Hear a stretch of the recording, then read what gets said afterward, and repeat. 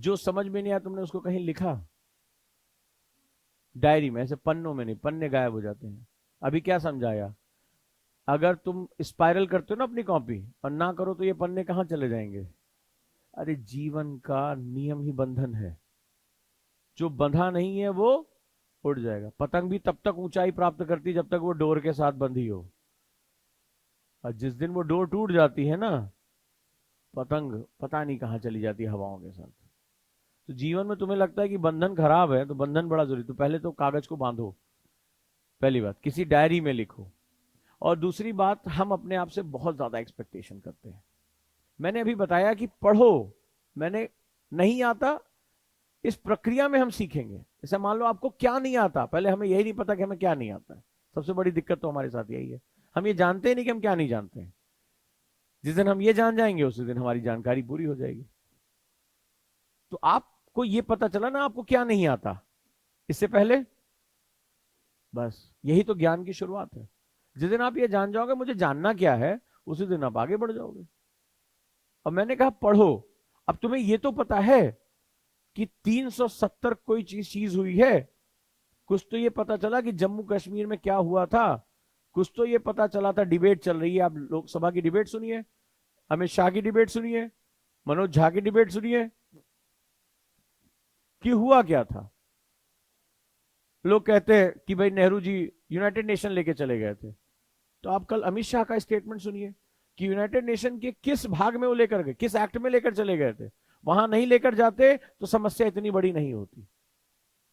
तो ज्ञान एक अनवरत यात्रा है। Knowledge is not destination, it's a pursuit of knowledge. ज्ञान एक यात्रा है, कोई भी मुकाम नहीं है ये। आप मुझे पूछोगे तो मुझे नहीं पता होगा 370 के बारे में। आप ये बताइए, इतने ज्ञानी पहचाने लोग थे, 370 हटाएगा तो सुप्रीम कोर्ट को क्यों बुलाया गया, कि ये विधि सम्मत है या नहीं है? और 5 आदमी बैठ के, उसमें सुप्रीम कोर्ट के चीफ जस्टिस भी बैठ के 6 महीना ये सोचते रहे कि ये जो हटाया गया वो सही हटाया गया या नहीं हटाया गया। तो जानकारी कभी पूर्ण नहीं होती है। कानून ऐसे ही बनते हैं, बहस से निकल कर आती है चीजें। तो बहुत सिंपल सा फंडा है कि हम कैसे सीखते हैं।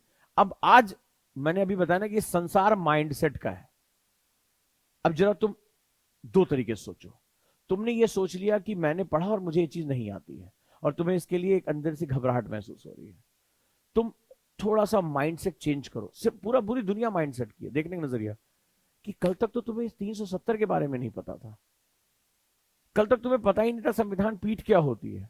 आज तुम कम से कम इस टॉपिक पे बात कर सकती हो। किसी राह चलते आदमी पकड़ो, भैया इधर आओ, कौन सी पीठ बनी थी, किस आर्टिकल के लिए? पीठ कहां बनती है? हम तो पैदा हुए थे पीठ के साथ, तो नहीं बता पाएगा। So you think I now I learn something. अगर इस लर्निंग में अब अपने क्लास में जब आएंगे टीचर, उनसे बात करो कि सर ये प्रक्रिया क्या थी, 35A क्या था, तो वो तुम्हें और बताएंगे।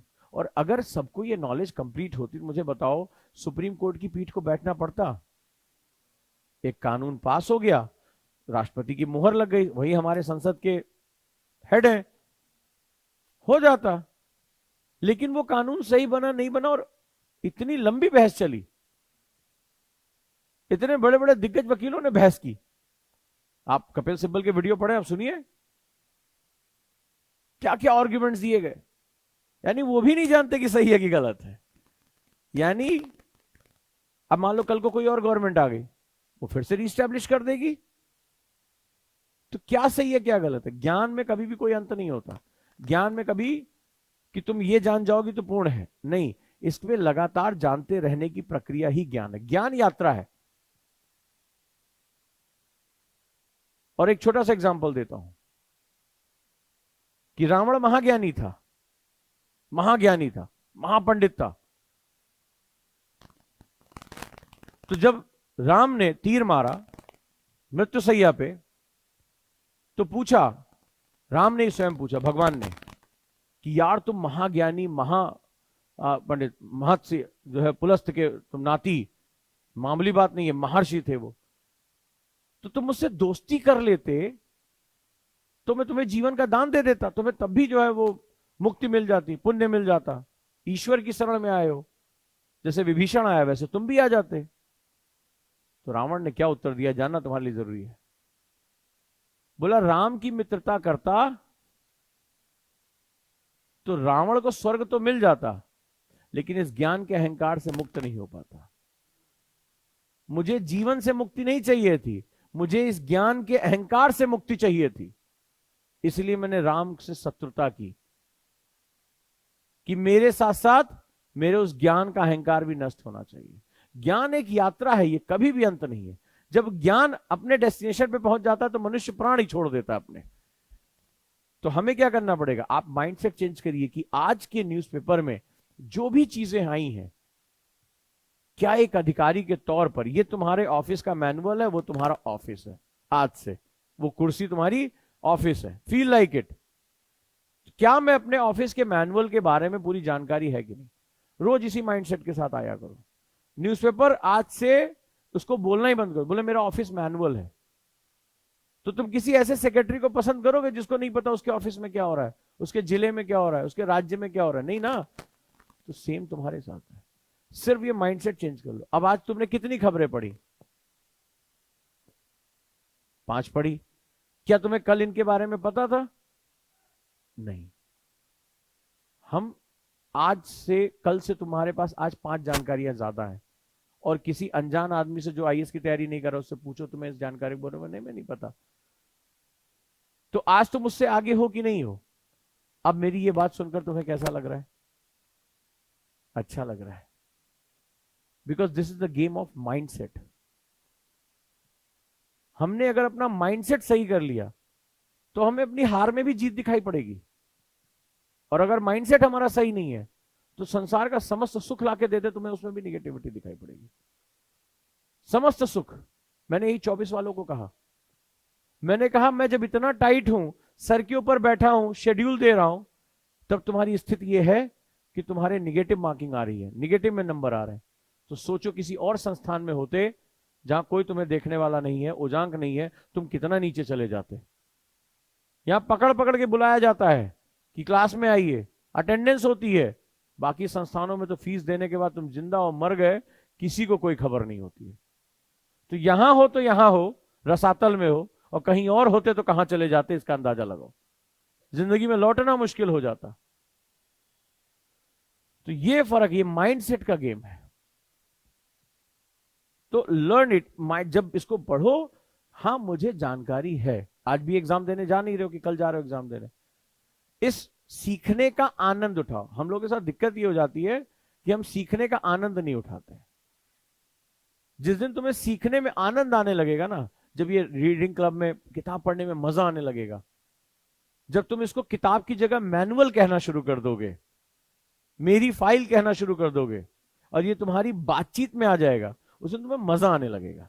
तुम्हें ये तैयारी लगेगी ही नहीं, तुम्हें अभ्यास लगेगा। तैयारी और अभ्यास में क्या अंतर है? Preparation and practice. प्रिपरेशन तुम कर रहे हो एग्जाम क्रैक करने के लिए, अभ्यास कर रहे हो अपने आप को बेहतरीन ऑफिसर बनाने के लिए। बस ये फर्क है छोटा सा। तो जिस दिन तुम्हें ये तैयारी नहीं अभ्यास लगने लगेगा कि भाई हम डीएम बनने का अभ्यास कर रहे हैं, हम सेक्रेटरी बनने का अभ्यास कर रहे हैं, उस दिन सब बहुत आसान हो जाएगा। तुम जब तक तैयारी करते रहोगे तब तक ये प्रेशर आता रहेगा तुम्हारे पास। बस यही करना है। तो ये वो ग्रेजुएट स्टूडेंट से एक अवेयरनेस ही चाहते। ग्रेजुएट स्टूडेंट कितना ज्ञानी हो जाएगा भाई, कितना ज्ञानी हो जाएगा।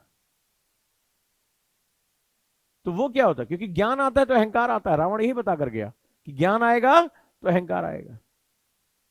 उसको पता था, वो इतना ज्ञानी था, उसको पता था कि जिसकी पत्नी का हरण किया वो मार देगा मुझे, क्योंकि वो विष्णु अवतार है, भेजा ही गया मेरा अंत करने के लिए। तभी उसने कहा कि मैंने इसलिए शत्रुता की, मुझे मृत्यु चाहिए, मुझे तुम्हारे हाथ से मृत्यु चाहिए, मुझे अपने ज्ञान के अहंकार से मृत्यु चाहिए। क्योंकि अगर तुम मान लो ग्रेजुएट स्टूडेंट अहंकारी हो गए, इंटरव्यू बोर्ड में जाओगे, उल्टी सीधी बातें करोगे, और आप जाओगे, अभी आपका प्रोबेशन पीरियड होगा, आपको सभी के अंडर में रह के बात करना होगा। जैसे मान लो आईपीएस निकाल लिए, एसएचओ बनोगे, तुम्हारे साथ तुमसे तुम्हारा ट्रेनिंग देने वाला ऑफिसर, तुम्हारे साथ वहां पे बहुत से सीनियर होंगे, तो तुम्हें उनसे सीखना पड़ेगा। Yes sir, yes sir. वो तुम्हें गाली भी देंगे, डांटेंगे भी, तुम्हें सीखना पड़ेगा।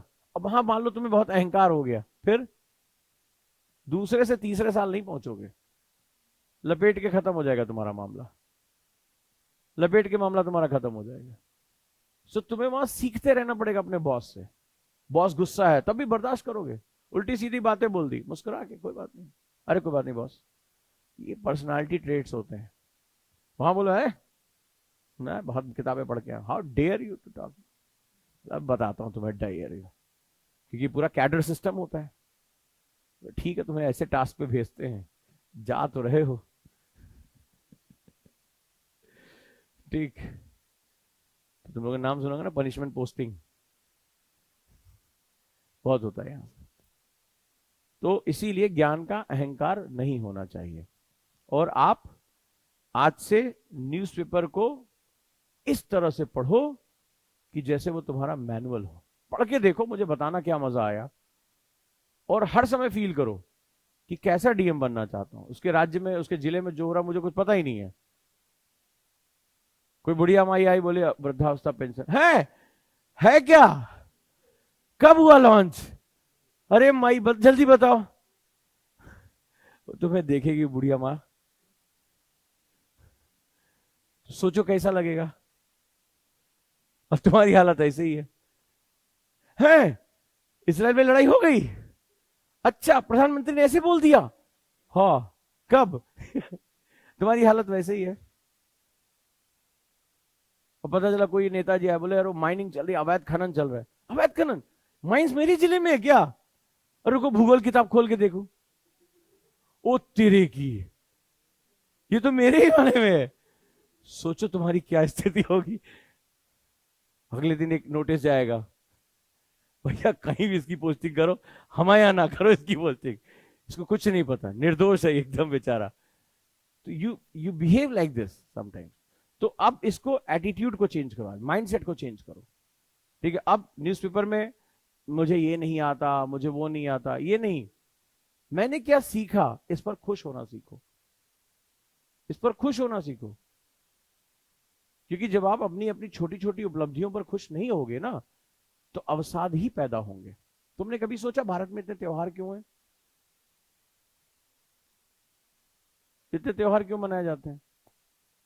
आपने नोटिस किया होगा, हमारे यहाँ पितृपक्ष होता है, श्राद्धों का समय होता है, उसके बाद अचानक से तुम देखते हो भारत में दशहरा, दिवाली, ईद, अचानक से त्योहारों का दौर शुरू हो जाता है, उल्लास आ जाता है, लोग खुश होते हैं। घर में भी कोई दिक्कत होती है फिर भी घर की कम से कम साफ सफाई करते हैं, अलमारियों पे नया जो है वो कपड़ा या जो है कागज बिछाते हैं, रंगाई पुताई करते हैं, घर में साफ सफाई होती है, होता है कि नहीं होता, झालर लगाते हैं पुरानी निकाल निकाल के, होता है कि नहीं, घर में अच्छे पकवान बनते हैं, और लोग मूड खुश हो जाता है। क्यों? क्योंकि उसके बाद एक लंबा समय आपको काम करना होता है, एक नया मौसम आ जाता है, उस मौसम की चुनौती आपने देखा, उसके बाद मौसम बदलता है, सर्दी जुकाम खांसी ये सब कॉमनली होता है। तो हमारे बुजुर्ग बहुत विद्वान लोग थे। तो ये क्या होता है, ये उत्सव होता है, आप खुश होते हैं, महसूस करते हैं, खुशी महसूस करते हैं, त्योहारों को सेलिब्रेट करते हैं। तो हम अपने ज्ञान के त्योहार को क्यों नहीं सेलिब्रेट कर सकते? हमने आज क्या पढ़ा, जैसे आज आप बुक रीडिंग क्लब में 4 पेज एनसीईआरटी पढ़ा आपने, खुश होइए कि मैं उनसे कितना आगे हो गया जिन्होंने इस किताब को कभी खोला ही नहीं। कुछ तो खरीद के लेकर आते हैं, फिर देखते हैं उसकी मोटाई, क्योंकि एनसीईआरटी जितना सुनने में एनसीईआरटी 5, और जब तुम 6ठी 12वीं खरीदते हो, अभी मैं किसी कमजोर लड़की को दे दूं, ये उठा नहीं पाएंगी इकट्ठा। हाँ भाई बहुत भारी है, एक दिन मैंने उठाया था, अरे इतना मोटा बनता है भाई। History, geography, polity, economics, science उठा के देखो, अभी बोल दूं कि बेटा 2nd फ्लोर 3rd फ्लोर तक चले जाओ, बोले सर ऊपर तक जाती है क्या सीढ़ी, यही बोलोगे मेरे से। तो आदमी जोश से बोलता है एनसीईआरटी तैयार कर ले, प्रीलिम्स हो जाएगा क्या, ऐसे लोग बात करते हैं। बोले हाँ हो जाएगा, तुम पढ़ो तो। बोले सर मैं खुद से पढ़ना चाहता हूँ, ये मैं मजाक नहीं कर रहा, मेरे सामने ये सब चीजें होती रही मुखर्जी नगर में, बहुत बड़े बड़े ज्ञानी आते थे ज्ञान देने, मेरा ज्ञान ऐसे थोड़ा बड़ा है। तुम्हें क्या लग रहा है पढ़ने से बड़ा है? नहीं, इन ज्ञानियों के बीच में रहने से बड़ा है। सर एनसीईआरटी तो सेल्फ स्टडी की चीज है, हमने कहा बिल्कुल है, कौन कह रहा है? बोले सर मैं सोच रहा हूं 3 महीने में एनसीईआरटी कंप्लीट करके प्रिम्स हो जाएगा। उसके बाद जो स्टैंडर्ड बुक्स हैं वो 7 महीने में कवर कर दे। तुम हंस रहे हो, ये ज्ञान हमने बहुत प्राप्त किया है। हमने सुना ठीक तो कह रहे हो, चलो करो। अब गए 6 to 12 की एनसीईआरटी ज्योग्राफी, हाँ हाँ ठीक, ले लो ले लो। हमें भी समझ में आ गया इसका क्या करना है। गए, जो से खरीद के लेकर चले आए। अब भाई साहब वो जब रखी एक दूसरे के ऊपर, तो इमेजिनेशन में तो हल्का हल्का सब आता था। वो गट्ठर लगाना कभी, देखना एनसीईआरटी गट्ठर कितना ऊंचा होता है। अब भाई ये तो बहुत हैवी हो गया, क्या करें, मानसिक रूप से तैयार नहीं थे। कल सुबह से 4 बजे उठूंगा, रात में मोटिवेशनल मूवी देखूंगा। ठीक, मूवी देखी, सुबह 4 बजे से 4:15 बजे से एनसीईआरटी का अध्ययन प्रारंभ। 10 दिन में 6 ज्योग्राफी एनसीईआरटी कंप्लीट, अगले 15 दिन में हिस्ट्री कंप्लीट। हाँ, शुरू में बैठे, 4 बजे उठे नहीं, 8 बजे उठे, तो फिर याद आया जब जागो तब सवेरा, उनका यही 4 बजे है। अब वो बैठे भाई साहब, अब जीवन में तो कभी बैठे नहीं थे। अब वो होते हैं लगभग 5500 पेजेस के लगभग एनसीईआरटी बनती है, 5000। अब पलटे, नई नई किताब, खुशबू आती है उसमें से। 6ठी क्लास, एक पेज भी नहीं पढ़े तब तक विचार आने लगते हैं, नोट्स बना लो क्या? नहीं नहीं नहीं, सबसे पहले ऐसे ही होता है, ऐसे ही होता है। बोला नहीं नहीं नहीं, पहले हाइलाइटर मार देता हूं। फिर पता चलता है कि हाइलाइटर है ही नहीं, 2-3 कलर का। फिर वो दुकान की तरफ भागते हैं। अच्छा, बतरा उतरा में बड़ी सुविधा है, वहां जैसे बाहर निकले, अरे सुनो यहाँ यहाँ, अरे किताब लेकर गए थे, शुरू कर दिए क्या? किसी ने दर्द पूछा है? यार जानते हो, अब चाय मंगा लो यार, चाय आ गई। ऐसे चलता है। एनसीईआरटी बहुत इंपॉर्टेंट है, ये क्वेश्चन वोश्चन, 2 घंटा निकल गया। अब तब तक लंच का टाइम हो गया। अब क्या करें भैया? ठीक है, अब खाना खा लिया। अब जब खाना खा लिया, फिर शुरू। थोड़ी देर ब्रेक बहुत जरूरी है, बहुत टफ होती है एनसीईआरटी, क्योंकि वो लोड है ना, वो एंजॉयमेंट नहीं है कि आज कम से कम 6ठी क्लास का या 1-2 चैप्टर पढ़ ले, सीख ले क्या होता है। वो लोड ले रहा है, उसने तय कर लिया कि 10 दिन में ये सारी किताबें खत्म कर लूंगा। ज्ञान को हमने जिस दिन डेस्टिनेशन मान लिया, उसी दिन आप खत्म हो जाएंगे। ज्ञान हमेशा एक यात्रा है। अगर मैं तुमसे कह दूं अरे मुझे बहुत कुछ पता है, तो मुझसे ज्यादा बेवकूफ आदमी कोई नहीं है। मुझे अभी और जानना है, और क्या हुआ, ये एक जिजीविषा है, एक जिज्ञा, एक क्यूरोसिटी है। फिर वो शाम को उठता है, तब तक उसको याद आता है आज का न्यूज़पेपर पढ़े ही नहीं। तो उजांग सर बोले थे करंट अफेयर्स बहुत जरूरी है, एनसीईआरटी तो कल सुबह से पढ़ेंगे। आज अब गया हो गया, ऐसे ही होता है।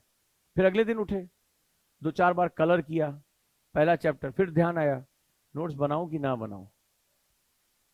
फिर नोट्स कैसे बनाते हैं, उसको देखते जाते हैं, लिखते जाते हैं। पब्लिकेशन वाला सोच रहा होगा इन्हीं छपवा लेते, तो पूरा का पूरा लिख डालते हैं, और उनको लगता है बड़ी मेहनत कर रहे हैं। क्या लिखा है कोई मतलब नहीं है, क्या कॉन्सेप्ट है कोई लेना देना नहीं है, क्यों है कोई लेना देना नहीं है। फिर क्या होता है, धीरे धीरे बोरियत शुरू हो जाती है, क्योंकि आप वहीं पहुंचते नहीं हो। फिर लगता है यार पहला ही चैप्टर खत्म होने में 3 दिन निकल गए। फिर मार्केट चले जाओ, तुम्हें क्रक्स दिखाई पड़ता है वहां पे, एनसीईआरटी रखी रह गई, बोले बाद में पढ़ूंगा। 3 महीने में क्रक्स खत्म करते हैं, 1 लाइनर लेकर आते हैं वो। ठीक है, कौन सा पर्वत ऊंचा है, कौन सी नदी कहाँ बह रही है, कहाँ राजधानियां है। बोले यार ये भी तो वही है, अच्छी किताब है, नोट्स अच्छे हैं, पढ़ लिया, हो गया। फिर तुम्हें पता है इसके बाद क्या होगा। तो एनसीईआरटी खरीदता हर कोई है, पढ़ता कोई नहीं है, दिक्कत यही है। फिर वो बोझ 3 महीना इसी खेल खेल में निकल जाते हैं, उनको कुछ नहीं मिलता है। रैदर देन आप इसको एंजॉय करो कि एनसीईआरटी की बुक्स अंडरस्टैंडिंग की बुक, उसके साथ खेलो, उसके साथ जियो। एनसीईआरटी की बुक्स जीने की बुक्स हैं, समझने की कोशिश करो। 6ठी क्लास के लिए लिखी गई थी, तुम्हारे लिए नहीं लिखी गई थी, चुरा लिया तुम लोगों ने। वो 6 क्लास की बुक थी, 6 क्लास के बच्चे के लिए। 6ठी बारे में अपने बारे में सोचो, तुम्हारी लिए दुनिया कैसी थी, हाफ पैंट पहन के जब स्कूल जाते थे। ठीक है, सोचो अपने बारे में। तुम्हारी दुनिया ये नहीं होती थी कि मुझे एनसीईआरटी से यूपीएससी के एग्जाम देना है। आज मम्मी टिफिन में क्या रखा, लड़कियां अलग, फिर वहीं ब्रेड बटर रख दिया। ठीक है, ये होता था टेंशन, कब रिसेस होगा, कब क्या होगा, किसकी चोटी में पीछे धागा बांधना है, किसकी सीट पर क्या रगड़ देना है, किसको च्युइंगम चिपका देना है, ये जीवन का स्रोत था। वो 6 क्लास की एनसीईआरटी है। सोचो तुम 6 क्लास में कैसे थे। बड़े वाले भाई की पैंट काट के तुम्हें दे दी जाती थी, वो पहन के जा रहे हो, उसी में फैशन किया, नीचे खिसक रही है, उठा रहे हो। सोचो अपने बारे में, ये थे तुम। और वो किताब तुम आज पढ़ रहे हो। सोचो मानसिक विकास कितनी देर में हुआ है, डार्विन का सिद्धांत कितनी देर में लागू हो रहा है। So think like it, enjoy this process, this books is. और तुम छठी क्लास में तुम्हारे जीवन का क्या मकसद था? लर्न करना, सीखना। तो एनसीईआरटी की किताबें पढ़ने के लिए नहीं होती, एनसीईआरटी किताबें सीखने के लिए होती हैं। उसको आप किसी एग्जाम के साथ अटैच मत करो, उसकी लैंग्वेज, उसकी भाषा, उस डेवलपमेंट को सीखो जो तुम छठी क्लास में नहीं सीख पाए थे, 7th क्लास में नहीं सीख पाए थे। ये उसके लिए है। क्लियर है? तो आप माइंडसेट चेंज करिए। आप लोग अच्छे स्टूडेंट हैं, इसीलिए मैं कह रहा हूं चेंज योर माइंडसेट। प्रेशर मत दो अपने आप को, ये जिंदगी गणित से नहीं चलती है। आज क्या हादसा हो गया, मैक्सिमम क्वेश्चन जो थे मेरे पढ़ाए हुए थे, उसके बाद भी लोगों ने गलत किया उसको। और क्यों गलत किया? पहली बात, आज पूरा स्टैट दिया उनको, एक तो वो रेगुलर क्लास में नहीं है। UPSC is all about process, it's not, ये रिजल्ट जो होता है ना प्रोसेस है बस। आप ये डेली के डेली ये प्रोसेस फॉलो करो। सर ने बोल दिया सुबह योगा करना है, करना है, कोई इब्बट नहीं है। वो व्यक्ति या तो भरोसा करो या ना करो। तुम्हें अपना संस्थान खोल लो। तो वो व्यक्ति कह रहा है तो मैं आया हूं, तो उसी के लिए आया हूं, खत्म। ध्यान लगाने के लिए कह रहा है तो लगाना है, न्यूज़पेपर पढ़ने के लिए करना है तो करना है। क्या हासिल हो रहा है क्या नहीं हो रहा है तुम्हें नहीं पता। तुम जाओ भी, तुम्हें सड़क पे लेके चलता हूं, तुम्हें पूछो किसी से, अपने दोस्तों से कि तुम्हें 370 के बारे में कुछ पता है, तब तुम्हें फील होगा अरे मुझे तो पता है। कल तक तुम्हें पता था? नहीं पता था। तो you learn something today and that's your achievement. इसको एंजॉय करो, इसको उत्सव की तरह मनाओ कि कल मुझे ये बात नहीं पता थी। कल क्लास में आपको वसुधैव कुटुंबकम के बारे में बताया, जाके पूछिए कि भैया चारों तरफ सरकार ने करोड़ों रुपए बोर्ड लगाई, कुटुंब होता क्या है? क्या कल से पहले तुम्हें पता था ये कॉन्सेप्ट? कैसे पता था कि हम इसको एनवायरमेंटल डिप्लोमेसी में कैसे लगा सकते हैं? आपको पता ही नहीं चला आपने कितने कॉन्सेप्ट कल कर डाले। आज आपको ये बात पता है ना, कोई आपसे पूछेगा वसुधैव कुटुंबकम का मतलब बताइए, आप मुंह पे मारेंगे उसके कॉन्सेप्ट। ये है राइट कॉन्सेप्ट, ये है भारत की अवधारणा। और आप एग्जाम्पल से बता पाएंगे कि हम क्यों सेल्फ इनिशिएटिव ले रहे हैं, नॉन बाइंडिंग इनिशिएटिव्स ले रहे हैं हम। हमें किसी कानून बनने का इंतजार नहीं, हमने सेल्फ अपना जो है वो नेट जीरो इमिशन की बात की है, ग्रीन एनर्जी की बात की है। अगला बंदा कहेगा यार है इसके पास नॉलेज, ये परसों तक नहीं थी तुम्हारे पास, कल शाम को 4 बजे तक नहीं थी तुम्हारे पास। इसका उत्सव मनाइए कि आपने ये सीख लिया। आप इसका उत्सव मनाइए कि अशोक का धम्म यूनिवर्सल क्यों था, इसका उत्सव मनाइए आप। बहुत से बच्चों से जाके पूछोगे, बोले वो धम्म नहीं धर्म है, गलत छप गया है। ठीक है, बात करते लोग। अरे हंस रहे हो, हमारी क्लास में से बहुत बहुत विद्वान मैंने पढ़ा पढ़ा के यहां से गुजरा हूं मैं। वो गलत छपा है, मिस प्रिंटवा हो गया एकदम उसमें। मजाक कर रहे हैं। क्यों यूनिवर्सल है? बहुत ताकतवर था। तो पूछो जब इतना ताकतवर था, दक्षिण भारत में इकलौता शासक जिसने दक्षिण भारत तक अपना शासन पहुंचाया, उसके मृत्यु के साथ ही खत्म क्यों होने लगा? क्यों हो गया मौर्य साम्राज्य का पतन? राजधर्म क्या होता है उसे पूछो कि भारतीय सनातन परंपराओं में दंडाधिकारी क्या होता है, दंड क्या होता है, राजा क्या धर्म क्या है, सिंह ही हमारा प्रमाण क्यों है? क्या कल से पहले आपको पता था? नहीं पता था। प्राचीन समय से देखो, हमारे यहां राजा सिंहासन भी, टीवी सीरियल देखते होगे, न्यूज़पेपर पढ़ते होगे, कई फोटो देखते होगे, तो तुमने देखा राजा सिंह के आसन पर बैठता था, इसीलिए उसको सिंहासन कहा गया। क्यों उसको सिंहासन कहा गया? कि सिंह का आसन, और प्रतीक भी क्या होता था? सिंह और सूर्य, इसके प्रतीक थे। तो सिंह क्यों, और सिंह का कर्तव्य क्या है, सिंह का आचरण क्या है, क्यों उसे सिंहासन कहा गया? अब आपके पास ये नॉलेज है, कल तक नहीं थी। अपनी नॉलेज का उत्सव मनाएं। खुश हों और हर दिन इसको लिखें कि कल मेरे पास क्या नहीं था जो मैंने आज सीख लिया।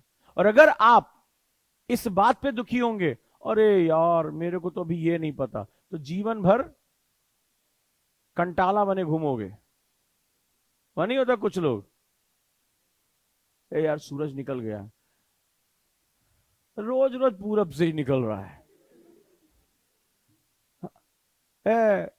विंडो हमारा वेस्टर्न साइड में है, उधर से निकलता तो ठीक। अब आपके पास नॉलेज होगी तो बोलो हाँ शुक्र ग्रह पे घर बनवा लो, शुक्र ग्रह पे सूरज पश्चिम से निकलता है। इंटरव्यू का क्वेश्चन है ये, क्योंकि उसका रोटेशन क्या होता है, पृथ्वी से उल्टा है, तो सूरज वहां कहां निकलता है, पश्चिम से। मजाक मत उड़ाना है, फालतू बात कर रहा है। बोले हाँ ठीक है, घरवा बनवा लो शुक्र ग्रह पे, हो जाएगा, तुम्हारा पश्चिमे से निकलेगा भाई। ये नॉलेज है, यही सब, ये इंटरव्यू का क्वेश्चन यूपीएससी के। ऐसे पूछा गया कैंडिडेट से कि भाई अक्सर ये कहा जाता है कि अरे भाई कोई बहुत दिन बाद आया, आज कहां सूरज पश्चिम से निकला है भाई, हम गरीब के घर कहां आ गए, ऐसे बोलते हो ना। तो बोले फालतू बात है या सही बात है। तो कैंडिडेट था स्मार्ट, बोला बिल्कुल सही बात है सर, लेकिन ये बात शुक्र ग्रह की है। तो यही इंटरव्यू का बंदा पूछता है, समझे। तो आपको इस तरह से पढ़ाई करनी है, तो किसी चीज को मजाक में नहीं लेना और अपने पढ़ाई का उत्सव मनाइए। करेंगे, लाइब्रेरी के शेड्यूल फॉलो करिए, एंजॉय करिए, और आज से न्यूज़पेपर को मैनुअल पढ़िए कि एक ऑफिसर के सामने रखी गई चीज है, जानिए, बात करिए, एक दूसरे से बात करिए न्यूज़पेपर के आधार पर। हाँ भाई बताइए अब क्या हुआ, और ये दुखी मत होइए मुझे नहीं आता, जो नहीं आता उसको डायरी में डाल दीजिए कि इस पर ये प्रश्न पूछे जाने हैं, और सब जान जाओगे तो क्लास में कहीं बैठोगे, ये मुझे बताओ। पता चला कोई कोने में कुर्सी लिए बैठा है, अब ऐसे बार बार ऐसे किए, उनके क्या बेटा अच्छा लग रहा है क्या पढ़ाई, अरे नहीं गुरुजी तो हमें सब आता है, हम तो है नहीं मसल रहे थे, हम सोच रहे हैं कब एग्जाम का डेट आई, नहीं पहले प्रीपोन करते, हम पूरा तैयारी हो रखा है, टाइम ही नहीं पास हो रहा हमारा। तुम ऐसे बात करोगे हमसे, हम अलग घबराए घूमेंगे कि पीछे जो खैनी ग्रुप अलग बैठा हुआ है ना, कि खैनी ग्रुप अलग बैठा हुआ है। खैनी ग्रुप मतलब सबसे इंटेलिजेंट, बोला सारा किताब उताब। वो सोशल मीडिया पे आजकल एक पोस्ट वायरल नहीं हो रही है कि ये पोस्ट के नीचे लिख दिया कि मैं 9th क्लास का स्टूडेंट हूं, मैंने यूपीएससी की सारी किताबें खत्म कर रखी है। तो आजकल बड़ा वायरल हो रहा है कि लिखने से पहले सोच समझ के लिखें, बाकी लोगों के ऊपर बड़ा दुष्प्रभाव पड़ेगा। यहाँ बहुत लोग की शुरू नहीं हो रही है, वो कह रहा खत्म हो गई है। तो लिखने के लिए आप कुछ भी लिख दीजिए। तो ज्ञान एक अनवरत यात्रा है, तो आप उन प्रश्नों को कहीं डायरी में लिखें और अपनी जानकारी, अपने ज्ञान का उत्सव मनाएं, खुश हो कि कल तक मुझे ये बात नहीं पता थी, आज मुझे बात पता है। और हर दिन आप कुछ, जैसे मान लीजिए आज एक अच्छा आंसर लिखते हैं, जैसे आज ये बच्चा आया हमारे बीच में, बोला कि हमारा भी टेस्ट होना चाहिए, हो गया तुरंत। ये तो गुरुकुल है, यहां तो आप अपने गुरु से कहिए, लेकिन यहां लोग कहते नहीं है। यहाँ आओ सहेली चुगली करें, वो जान सर भरोसा मत करना दे, ठीक है, तो गुरुकुल में लूट लिए एकदम, ठीक है, ऐसी बातें आप करते हैं। यार कुछ मजा नहीं आ रहा, मजा मतलब क्या करें हम, क्या करें हम। यहाँ कोई डांसर कपड़ा वपड़ा पहन के आए हमारे टीचर, और जो शुरू करें, हाँ जनाब शुरू करें आप कहा इरशाद इरशाद, ठीक है माशाअल्लाह। और हम जो है आज प्राचीन इतिहास जाए जनाब साहिबान, कदरदान, मेहरबान, थूकदान, पायदान, आप जो है पढ़ाना शुरू करें। हम इस तरह से आपसे बात करें, तब मजा आएगा तुम्हें। अब क्या मजा लेना चाहते हो, पढ़ाई में आपकी नॉलेज ही आपका मजा है, पता नहीं किस तरह का एंटरटेनमेंट तुम चाहते हो। जैसे मैं कुछ पढ़ाऊं, यहाँ 4 लाख चीयर लीडर्स पटाखा वटाखा बजने लगे, यही चाह रहे हो भाई कि आज ये चैप्टर खत्म, आज धड़ाधड़ या आईपीएल की तरह चल रहा है, तो कहां से हम इतना मजा लेकर आएंगे, ठीक है। तो कई लोग ऐसे कहते हैं, तो अनुशासन में मजा नहीं, अनुशासन में अचीवमेंट्स होती हैं। आप अपने आप को बदलने के लिए आए हो, तो आज जो गुरु मंत्र दिया उसको सीखो, उस पर करो, इस न्यूज़पेपर, और जो भी करो उसका रिकॉर्ड रखा करो। परिवर्तन का रिकॉर्ड रखा जाता है। जैसे हम आज कह रहे हैं पृथ्वी गर्म हो रही है, आप में से कौन नाप सकता है पृथ्वी गर्म हो रही है, धूप पिछले साल भी उतनी तेज लग रही थी, इस बार भी उतनी तेज लग रही है। ठंड पिछले साल भी थी। अगर पृथ्वी गर्म हो रही है तो हमें कहाँ इस समय ठंड का कपड़ा पहन के निकलना चाहिए था। हम माँ टी शर्ट पहन के शाम को एकदम नाचते हुए निकले। सिर्फ ये जो सुविधा मौजूद है वो शादी में आई हुई लेडीज के मौजूद है, और संसार में कोई प्राणी नहीं है, और संसार में और कोई प्राणी नहीं है जिसके पास ये सुविधा मौजूद हो। तो अभी भी तुम बाहर निकलोगे ठंड आएगा। अब किसी बोलो भाई साहब पृथ्वी का तापमान 1.5 डिग्री बढ़ गया, अबे तोरी ऐसी तैसी, नाक बहे जा रही है, ठंड लग रही है। कहां बढ़ गया रे, ठंड लग रही है, स्वेटर नहीं लेकर आए थे, ठंड कह रहे पारा नीचे गिर गया। Can you measure it? But ये सालों से नापा गया है। सो चेंज ऑलवेज मेजर, हमेशा परिवर्तन को नापा। जैसे आज तुम ये करो तो डायरी में 2 लाइनें लिखो कि मैंने उजांग सर के बताए हुए पद्धति से पढ़ाई की है, मुझे आज न्यूज़पेपर में इंटरेस्ट आया। ये तुम्हारा मोटिवेशन है, यही तुम्हारा इंस्पिरेशन है।